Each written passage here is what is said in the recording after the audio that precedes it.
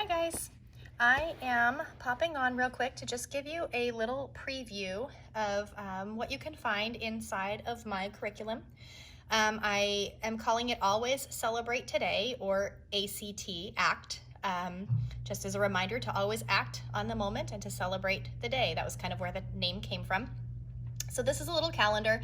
What each month will hold is about 3 mini units per week. The days of the week do vary.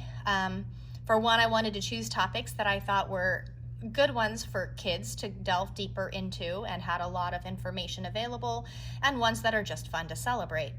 And there were way more than these ones that I chose, but I had to narrow it down because otherwise it just becomes unrealistic. So there's always next year, right? I can pull some different topics and different days, and I'm kind of excited about that. The way I kind of envision this is that it is not meant to necessarily be celebrated, every single one of these topics on that day. You could choose to do just a 15 or 30-minute celebration on each of them if you want to just introduce the topic. You can choose to make it a day-long exploration and celebration, or you could choose one topic and celebrate it all week. And if it doesn't work on the day it's on, that's okay. You could celebrate it on the Sunday before or the Friday at the end of the week, and that's okay too. Because it's still within the realm and you can still link it to the day that it was supposed to be celebrated on. So I kind of built this with a lot of flexibility, envisioning a lot of flexibility for you so that you can make it work with whatever you've already got going on. Now, if you don't already have something going on and you want to make this, a full scope study, I've given you a lot to work with to try and make it a full scope study if that's what you prefer. So here's a little peek at this month specifically. And I have them all in kind of a similar format. Let's see. So I've got a little introduction at the beginning, kind of explaining what I just told you, kind of what my concept was, how this curriculum came to be, how I imagined it up. Here's some just tips for you on how to use the different parts of the curriculum. And then each section is going to have a scope of learning opportunity. And I say opportunity because it doesn't mean you have to do it. It is there for those who want to go deeper, spend more time on it, or make it a little bit more challenging for some older children, perhaps. So I give you, in all of them, I try to give you at least 1 or 2 language arts, and then something for geography, something for history, something for science, and then something for math. In addition to, I'll show you, I've got some games that I've included that will help with like math and letter games and stuff like that. So in each topic, I have a page where I kind of introduce the topic. I'll give you a little bit of information. This is here for the parent to read to the child. So it is written in a frame of which you can, as the parent, not have to worry about explaining it to the child. Just read it right off of the page, and it should be something that they're able to understand. And then the QR codes will take you to different things depending on the topic. It may be the history of why that day is celebrated. It may be the history of that topic, but it will kind of introduce the topic to your child. And then on the next page, you will have either ways to celebrate or some fun facts about that topic. So in this case, there's different ways to celebrate. So I give you all sorts of different ways that you can create a celebration or party in your home that kind of flows with the topic at hand. So in this case, we're learning about the Day of the Dead. I introduce the Day of the Dead on the first page, and then this one gives you some ideas like setting up an altar to honor a loved one, dressing up in costumes, painting faces, decorating sugar skulls, making pan de muerto, which you'll see I included on the Pinterest board, making a favorite snack of a loved one, holding a parade, watch Coco, and then I even give you this other QR code is a link to some Coco supplements if you want to link all of that in. Make marshmallow sugar skull pops, and this explains to you what the different colors represent. So I try to give you as much as I can to make it really easy for you to go deeper. Now, this is our Not Ready to Stop Celebrating page. This is actually my personal favorite page. This is where you're going to find any book supplements or resources that would be helpful along with the topic. Some are extremely related to the topic, and some are a little bit more abstract if it's a topic that just doesn't have a whole lot of books involved. So I kind of give you ways to take the education in another direction that's still linked to the topic at hand. So you'll have picture books. If I can find chapter books that are fitting, I'll list those there as well. If there's board games, I will link those. And then I like to, not every single unit, but most of the units have an invitation to play idea. And so I'll give you some things that will be fun to add into your invitation to play. It can be a Play-Doh invitation. You could take out the Play-Doh and just make it an invitation. You could make it a sensory bin, but it's just some concepts and some ideas for you to kind of put out. Sometimes when I introduce a topic, I like to stick them out just because it gives the kids something fun and topical to do while I'm reading or introducing the topic. Then at the bottom of this celebration page, I include an Amazon idea list and a Pinterest board.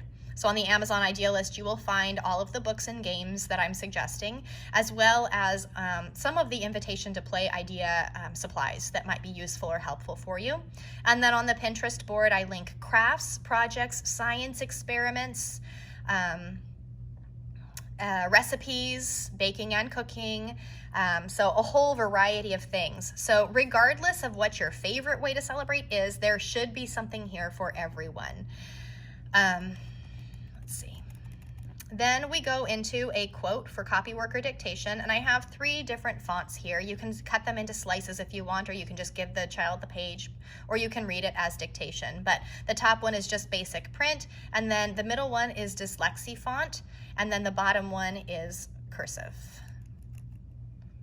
Then I've got some little cards here that can be cut out for vocabulary words. You can cut them out and they can write the definitions on the back, or you can leave the back blank and you could set them down and use them almost like you know, a quiz memory game. You know, flip over the card, tell me the definition. If you get it right, you get to keep it.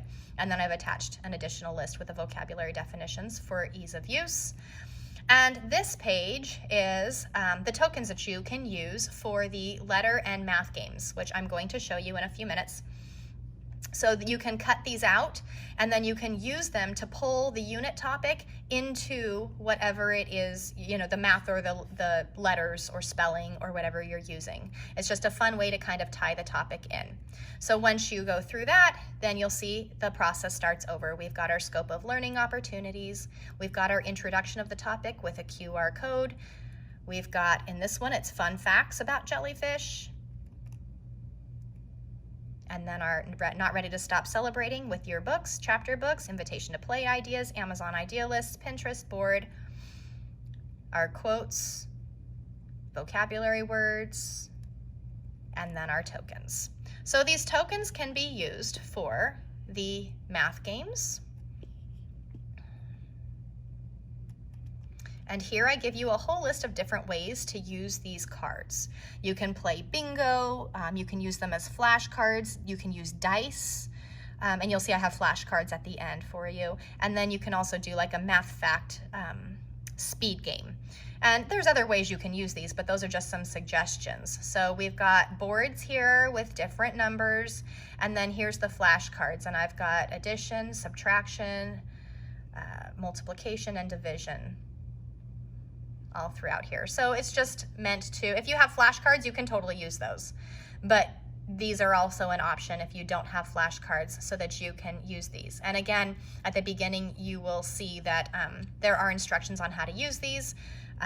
If you have any questions, of course, always just ask. So our letter games are going to be very similar.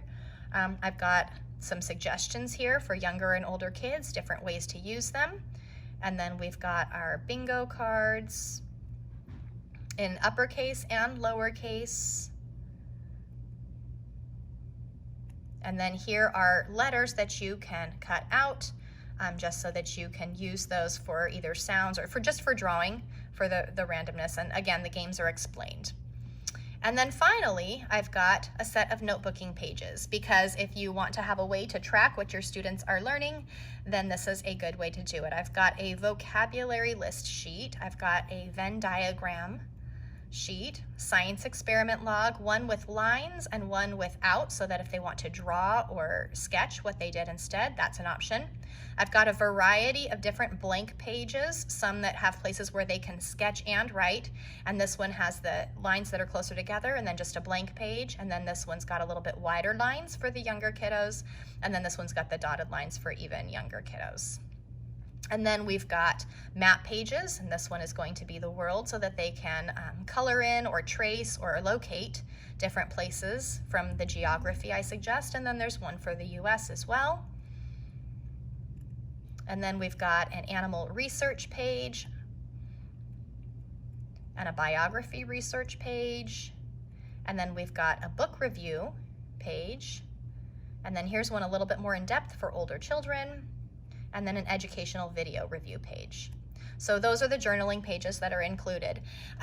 So if you purchase this pack, you will get all of this every single time. However, if you've purchased a previous month as we move forward, you will get the calendar, and then it's about 100 pages for the actual monthly curriculum. And you'll get all of the other PDFs as well, but you don't need to always print them. The notebooking pages are intended to just be printed as often as you need. And then you can print certain pages numerous times or whatever. But anyway, so that's kind of a peek into the curriculum. Let me go back to the calendar. So here's just a peek again at the topics that are covered in November. We've got Day of the Dead, World Jellyfish Day, National Donut Appreciation Day, National Forget-Me-Not Day, World Origami Day, National Indian Pudding Day, National Button Day, National Apple Cider Day, National Peanut Butter Fudge Day, National Fibonacci Day, National Parfait Day, and National French Toast Day. So I tried to get some that were educational, some that were food related, because I really like food, and then other ones that were not. Some history is involved, geography is involved, so there's a pretty good scope in these. But anyway, so that's what's covered in November. I'm just kind of doing a soft release. I have opened an Etsy store, and you can get to it through the link in my bio. So if you want to check it out, feel free to go take a look at it. I will be providing more information as time goes on, but I wanted to at least get this posted for those of you who are planners. I know we're getting close to November, and you're going to want to have time to prepare. So anyway, that's the curriculum. If you have any questions, please let me know. I hope you guys are having a fabulous day. Talk to you later. Bye.